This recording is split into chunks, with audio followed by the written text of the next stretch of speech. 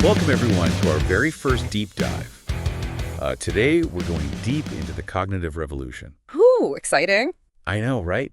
It's that fascinating period, where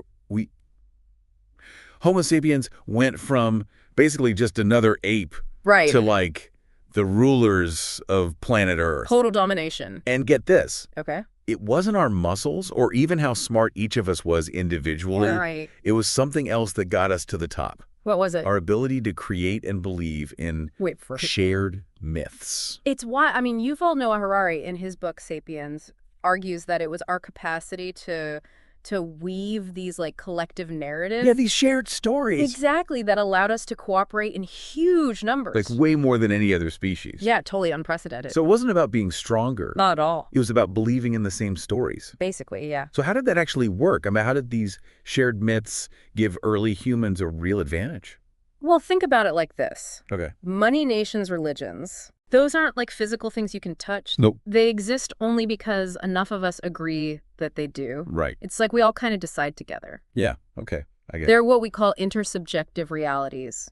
Interesting. And these shared beliefs, these myths, they enabled us to form complex social structures. Right. We built empires and ultimately shaped the world. All because of imagination.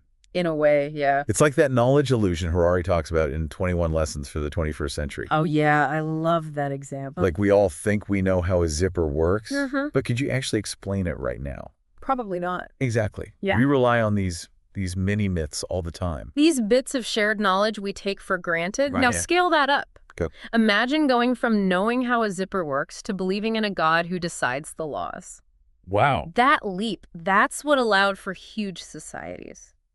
It's mind-blowing to think about. It is, right? Religion especially. It's a prime example of how these myths can impact whole civilizations. Absolutely. Religion with its moral codes, rituals, and explanations for all the stuff we didn't understand. Yeah, where does the sun go at night? Exactly. It provided a framework for large-scale societies to actually emerge. It's amazing what people can achieve when they believe in the same thing. Totally. Yeah. Even if it's something you can't see or touch. Like money. Yes? Harari also talks about that. How does money fit into all of this? Well, money is fascinating. Oh, so? It's essentially a system built on trust. Okay. A trust in a shared fiction. What do you mean? We all agree that these pieces of paper, Mm-hmm. or even just numbers on a screen, have value. Right. And that lets us treat in super complex ways. And build economies. Exactly. So money's a story we all agree to believe in.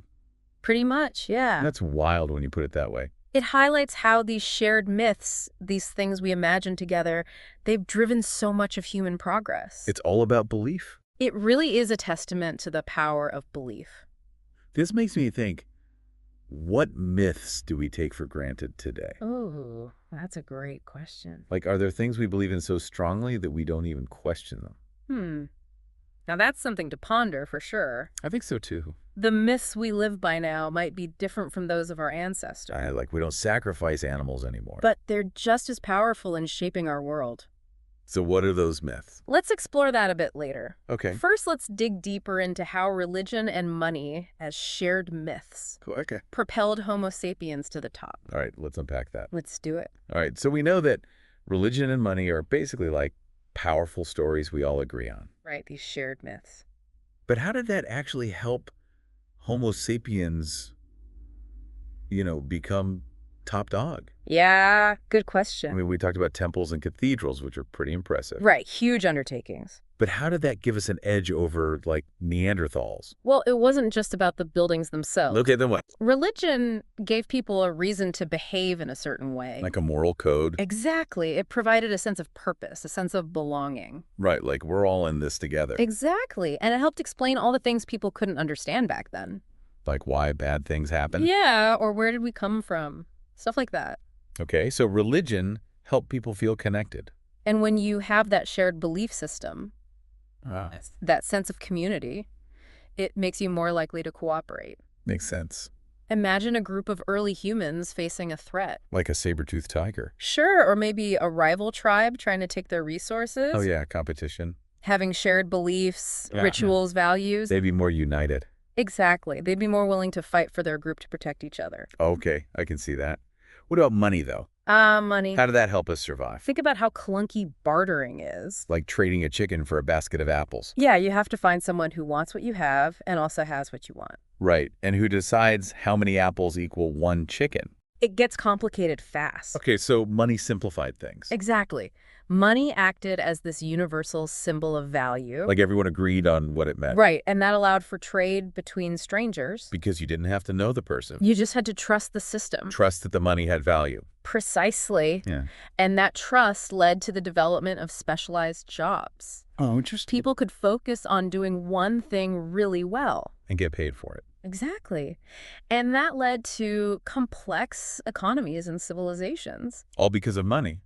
Well, all because we all agreed to believe in it. It's kind of crazy when you think about it. It really is. It shows the power of these shared stories. Humans are storytellers. At our core, And those stories literally shape our reality. they determine how we live, how we interact, even how we feel. This makes me wonder about the stories we believe in today. That's a great point. We might not have the same gods as our ancestors, Right. but we definitely have our own set of shared beliefs. Definitely our own myths that shape our worldview. So what are those modern-day myths? Well, think about something like the nation state.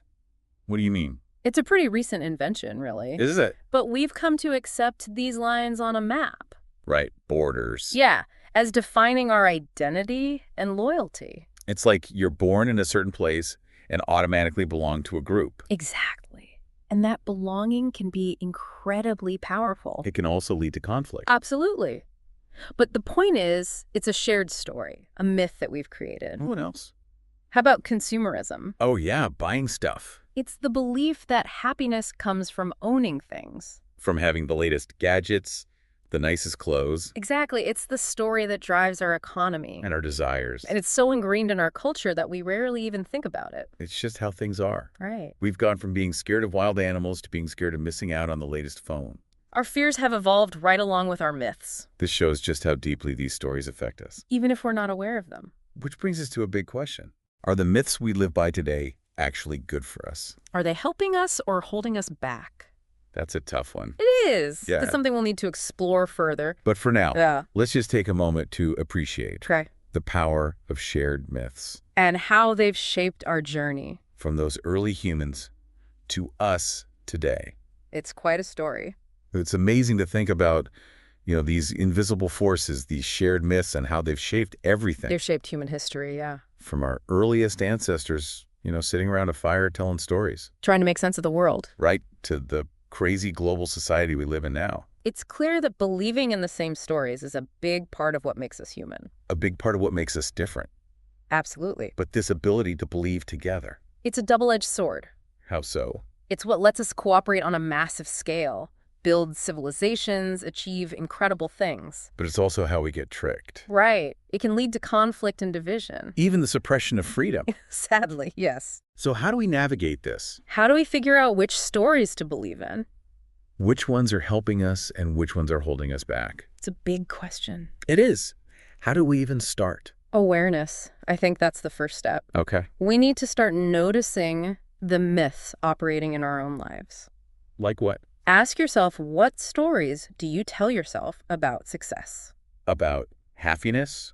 About your place in the world? What about our assumptions about other cultures? Exactly. Or about politics? Even about reality itself. All of that. So it's about being more careful about what we believe. More than that. Okay, what else? It's about not just accepting what we're told. Right, like not just believing everything we see on social media. Exactly. We have to dig deeper. Question the stories that shape how we see things. Precisely. We need to be critical thinkers. And here's the thing. What? Even our most deeply held beliefs, The ones we feel most certain about. they're often just stories we've been told. And we've chosen to believe them. Right. They're not necessarily the truth. Wow, that's kind of scary, but also empowering. How so? Because if we choose to believe these stories, Uh-huh.